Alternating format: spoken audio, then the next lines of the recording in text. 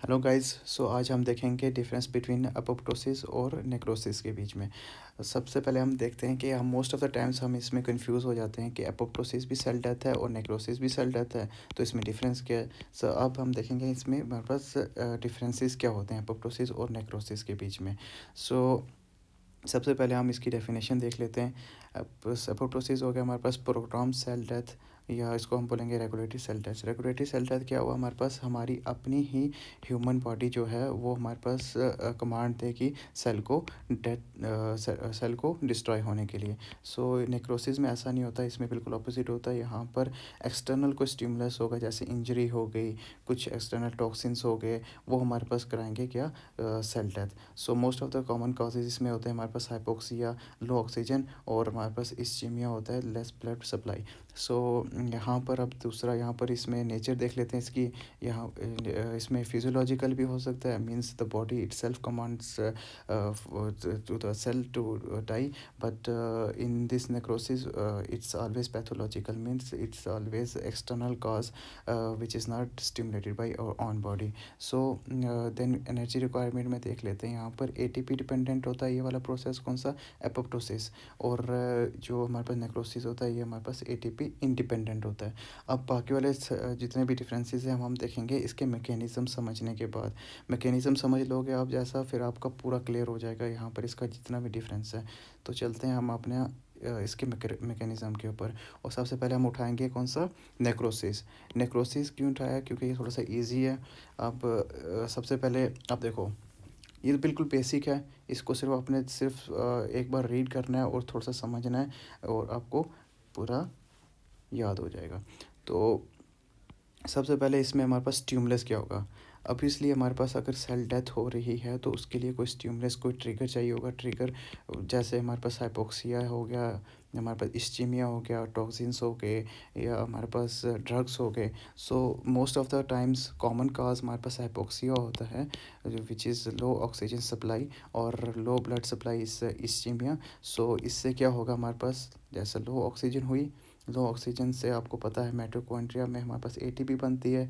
ATP के लिए क्या चाहिए होता है हमारे पास, ऑक्सीजन। सो अगर ऑक्सीजन नहीं मिल रही तो एटीपी फॉर्मेशन नहीं होगी। एटीपी फॉर्मेशन नहीं हुई तो हमारे पास अब दूसरा चलते हैं हमारे पास यहाँ पर आगे स्टेप, सोडियम पोटेशियम पंप।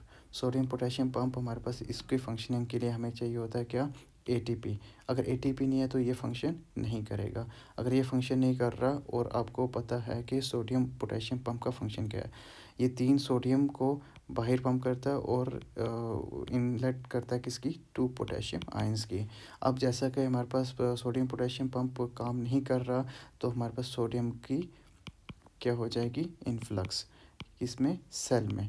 ठीक है, सोडियम इनसाइड द सेल क्या हो गया, इंक्रीज़ हो गया। अब सोडियम इंक्रीज़ हो रहा है, आपको पता है कि वाटर फॉलोज सॉल्ट।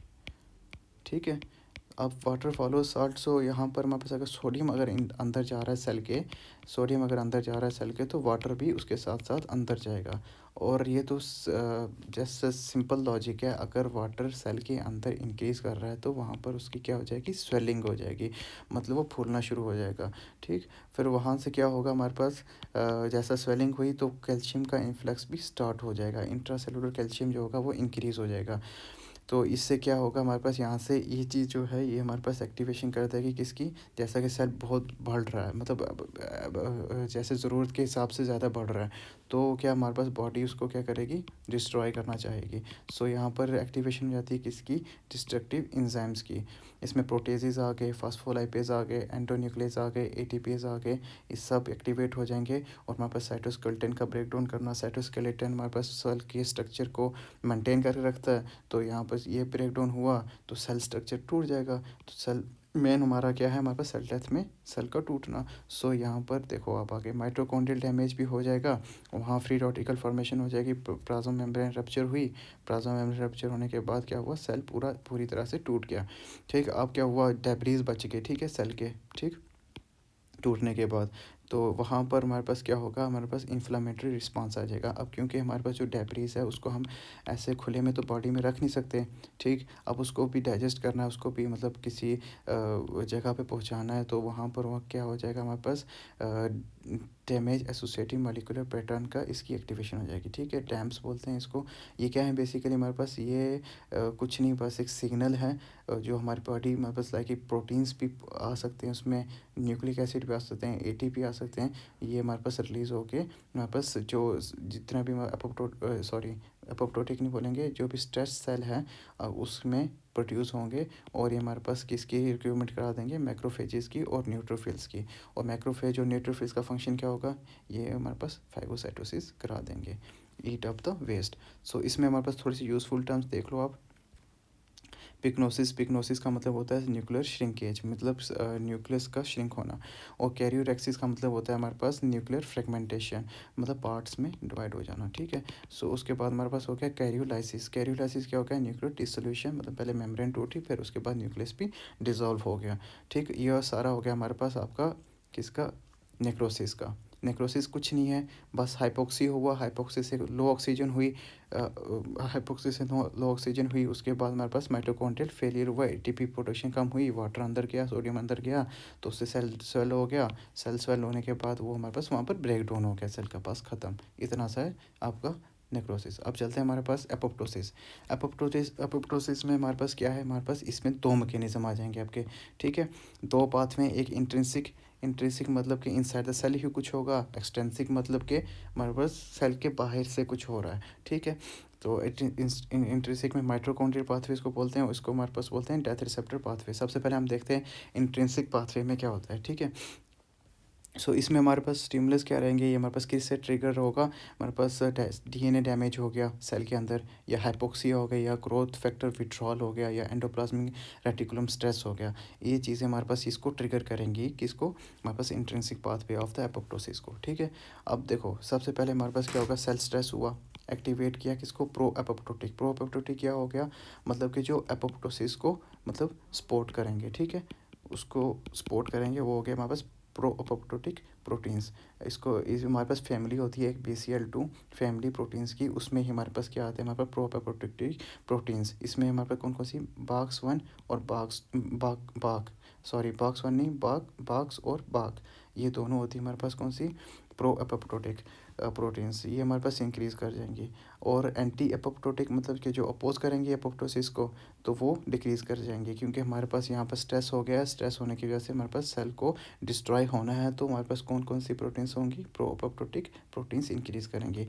अब ये इंक्रीज़ करी तो दूसरा, अब ये क्या करेंगी, ये क्या करती है हमारे पास, जब ये इंक्रीज़ कर जाती हैं तो हमारे पास देखो माइटोकॉन्ड्रिया में हमारे पास आउटर मेम्ब्रेन होती है और इनर मेम्ब्रेन होती है। अब साइटोक्रोम सी आपको पता है कि ETC में प्रेजेंट होता है, इलेक्ट्रॉन ट्रांसपोर्ट चेन में, ठीक है।